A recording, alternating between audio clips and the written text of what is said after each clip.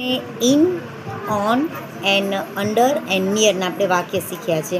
તો જો એક બોક્સ છે, બરાબર છે, તેની અંદર ઉંદર છે, તો તેની અંદર છે, તો આપણે કયો વર્ડ્સનો યુઝ કરશું? A rate in the box.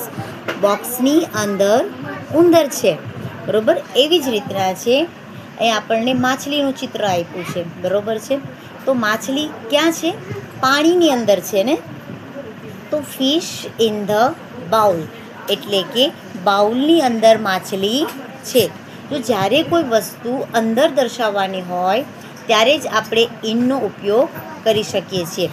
એવી જ રીતના તો તમે અહીંયા ચિત્રો જોશો તો અહીંયા સેટીની ઉપર એક કૂતરું બેઠું છે, બરાબર છે.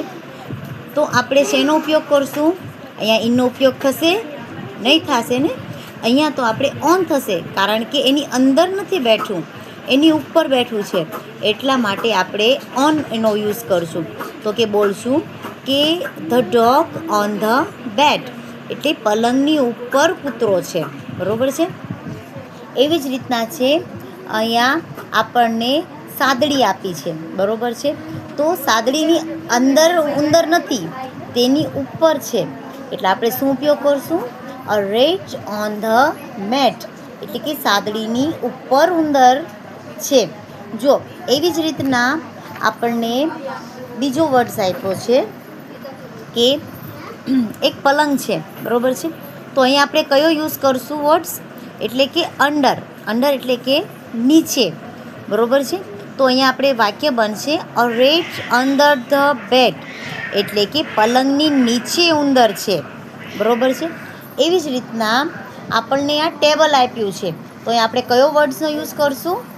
આપણે ઇન બી નહીં થાય અને ઓન બી નહીં થાય. ઇન એટલે કે શું થશે? અંદર થશે ને. અને ઓન એટલે કે એની ઉપર.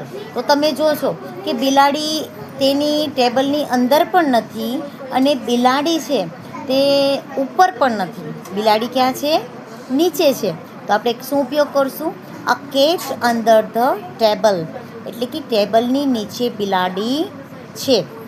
તો જો હવે આપણે કર્યું નિયર. નિયર એટલે કે એનો અર્થ શું થશે? નજદીક, બરાબર છે. તો કોણ એક નજદીક છે?